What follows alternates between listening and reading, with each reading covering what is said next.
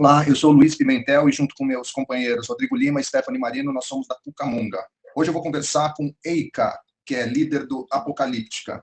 Ele é violoncelista e de uma banda que começou fazendo covers do Metallica, cresceu, começaram a fazer músicas próprias e agora eles vão tocar no Brasil no dia 29 de abril, no Summer Breeze, junto com Skid Row, Sepultura, Lamb of God, Stone Temple Pilots, Accept e Blind Guardian. Ele fala sobre o show e sobre a carreira pra gente. Acompanha.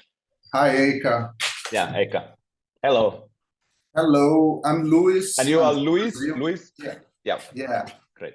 You probably know about, I'm from Brazil, of course. And can we start, Eicca? Yes. Yes, sure. Okay, so let's go on. Eicca, Finland and the Nordic countries, they have their own characteristics in music. I remember that in the 80s, Finnish hardcore bands were very popular in Brazil, like Ratus, Tervet, some bands like that. And we used to think about it like Finland seems like such a calm country, like a cool place. Where does this hardcore aggressiveness comes from? And it was very unusual for us. And then we had the Nordic black metal scene, burning churches and even murders. Suddenly, there are 4 cellists playing heavy metal. Can you explain to me where this Nordic peculiarity comes from? That's a good question. I don't know. You know, historically, living in North has been always very hard because of the conditions. The cold, you know, the long winters stuff. So life has been always hard. So people are pretty tough in that way. And like in all Scandinavian countries, there's been very little population comparing to the land we have. So people are not used to communicate with each other so much. So I think people have a lot of this kind of, when we have this anger, the music has been the way. So the funny thing is, like, for example, in metal music, most of the metal musicians, they are the nicest, the sweetest guys, you know, as persons. And then they put their masks on and they play this most aggressive, brutal music. And maybe just that's a ventilation. That's how we ventilate our frustration and anger. But I don't know. It's something in the Scandinavian character is probably that life hasn't been easy. I don't say it's easy anywhere, but you know, when it's minus 20 degrees Celsius and 1 meter snow and dark and wind and for a couple of months, that's tough. Yeah. So I think that has been molding the Nordic character. But still Nordic people are very peaceful since the Viking age. You know, after that, we've been very peaceful people. But we put the anger in the music. We like dark music because we feel it somehow it's healing. Yeah, that must be the same in reverse, because you never expect a band like Sepultura coming from a country known by samba, by soccer, by beaches, and something like that. I know what exactly. Yeah. And this year you celebrate 30 years of the band. What is the balance of your career? Because I imagine that when you came up with the idea of Apocalyptica, it was like a gamble without such longevity forecasts. I presume that, but I'd like to hear from you. You know, when we never decided to form Apocalyptica, we were just the classical cellist who loved metal music, and we started to play the music we love with the instruments we can play for our own fun, and then for the fun for our friends. And that's how we started. And then we got accidentally this record deal to make the first album, and we were thinking, let's do the record, and just for experience, it might be exciting. And then it started to go on, and then we started to become a band. You know, so yeah. The music and the first album was before there was actually a band. We were just a bunch of guys, friends, you know, who played music for fun. And so the evolution of Apocalyptica, I would say that we really became Apocalyptica on the third album, Cult, when it was original music and it was something really, really different and weird. Of course, we are Apocalyptica since the first album, but kind of as a band, if I really mean that, how we integrated to become a band happened on the way. And then we've been all the time just how we've been going on, we've been doing things that we are excited about, what interests us, what challenges us the most. And that's how we've been doing every album. That's why we are here today. We wouldn't be here if we would not have been following our own passion and our own interest, that it's been always fulfilling, no matter what challenges there have been on the way and a lot of bullshit. But still it's been always, the core has been, okay, we have the passion for music, so we do music the way we feel passionate. And but of course it's crazy to look back, like it's 30 years ago when we played first time Metallica with cellos, and also almost 30 years when we played first time Sepultura with cello. Yeah. Talking about Sepultura, as you recorded Sepultura, I am curious to know if you have listened to the most recent work of the group, especially the newest album called Quadra, because they have shown characteristics of very intricate music. I dare say there's a lot of classical influence in this current prog thrash metal that they are doing. Yeah, I think the new album is super exciting, super interesting. And what is the most exciting for me is like that the old guys, they are blasting with such energy that that the young guys are left behind, It's like it's so impressive. But I always like that on Sepultura that they always been open to be influenced with other music styles and other things already since the times of Roots, that they always wanted to explore. Making music is it's an exploration. It's about exploring things. It's about finding something that you don't know yet. You don't know what it's about or how it will influence. Being open, and that's what I like in these certain bands. Still like Sepultura, also Metallica, that they are exploring. They are not just doing what they know how to do.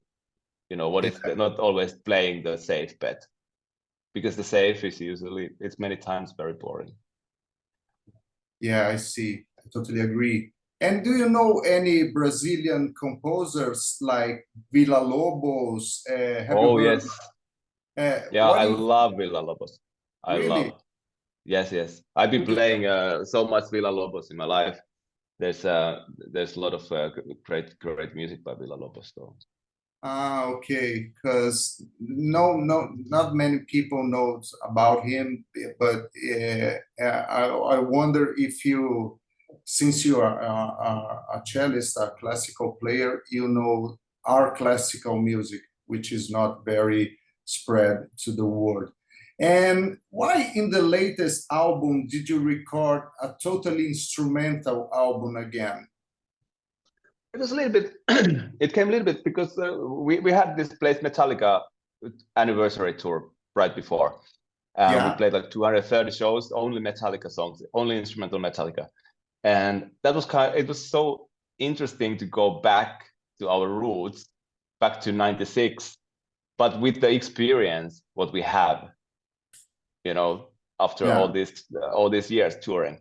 I was like, would be actually exciting to do the same thing with our original music, that we go back kind of in the times of Cult album, when we did the first album with original music, and see how that would feel. And also we felt that after doing so much collaborations, doing collaborations is always great fun. It's very inspiring, but in the other hand, it makes album productions very complicated. Very complex. It's like a huge puzzle, and you are missing half of the pieces for the puzzle on the way you do the album. And then it's kind of, and this time we wanted like just us with the recording engineer, not to ask anybody, no opinions, nothing, just to see what we can do, how we are, how we feel as the band. So that was kind of the approach for Cell Zero, and it was a long time. we also one thing was that we realized that in these modern worlds, digital worlds, that we don't have to put everything we know into one album.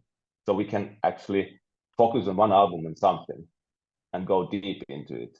And this time it was instrumental Apocalyptica.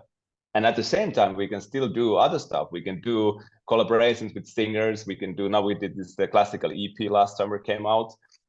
So we can do simultaneously different sides of Apocalyptica, which is fun. But for the album production, it felt like, okay, we wanted to take this time and space to dive deep into what is instrumental Apocalyptica today. And talking about this experience, like how has it been to play in heavy metal festivals without a guitar and a bass? It's for me, I wonder how is that from stage to public loud, this experience? I don't know. I can't compare because I haven't been playing guitar Yeah. So playing cello on metal festivals, that's the only thing I know. So no, I think it's just great fun. I love, of course, there's always this special aspect that I love to see people's faces when they are like, I can't believe this sound is coming from those instruments, you know.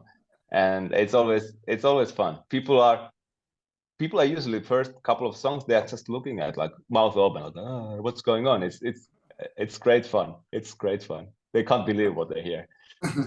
Okay, and I have a question addressed like 10 minutes ago by my daughter, Lola. I showed her a song that you recorded with Corey Taylor. Since she's a huge fan of Slipknot, she wants to know who's the coolest guy you worked with in heavy metal and how is to work with like Corey Taylor and these monsters specifically. I have to say that we've been lucky to work with so many cool people, but of course Corey Taylor is one of the coolest. Of course, Till Lindemann is super cool. Of course, Nina Hagen is extremely cool. Who else we've been working with? Like, you know, everybody has been cool in the way or another. So I have no ranking. Every collaboration has been special. Dave Lombard, of course, he's incredible. He's super cool. He's my favorite. Yeah. Okay. And so it's like in this business, in music business, I think it's life in general. The people who have the highest competence, they are usually the nicest people because they don't need to be anybody. They know who they are, and that makes them cool. Totally agree. And what can people, the audience can expect from Apocalyptica's concert at Summer Breeze? It's going to be a full blast, energetic journey with a lot of emotion, and the set list is going to be combination of all kind of Apocalyptica stuff. A little bit Cell Zero, a little bit Metallica, a little bit other instrumentals, a little bit vocal songs. Frankie Perez is coming with us to Brazil, so there's going to be a good spectrum of Apocalyptica styles in the good high energy flow. Nice. And what do you expect from the visit to Brazil? Do you guys expect? I'm expecting the insane crowd, you know, like great energy and lots of love from the audience. And I think together, the experience what I've had with Brazilian audience, I'm so sure that together with Brazilian fans, we are going to create something super magical. Okay, and that was my last question. Feel free to say anything you want that I didn't ask, if you have something. Nothing special. Just want to say again that I'm super happy that we are coming finally back to Brazil. It always warms my heart when we hear that, okay, there's South American dates coming up and we are able to come back because we have only great memories from touring in South America. So very happy to come to see all our Brazilian fans. Oh, that's awesome. Thank you very much for your time, Eicca. I hope you have a wonderful time in Brazil. Your band is superb, and we are looking forward to see you on stage, to see this experience of these instruments on stage playing heavy metal. Thank you very much. Yes, thank you so much, Luis. Take care. Tell greetings to your daughter. Yeah, take care. Take care. Thanks.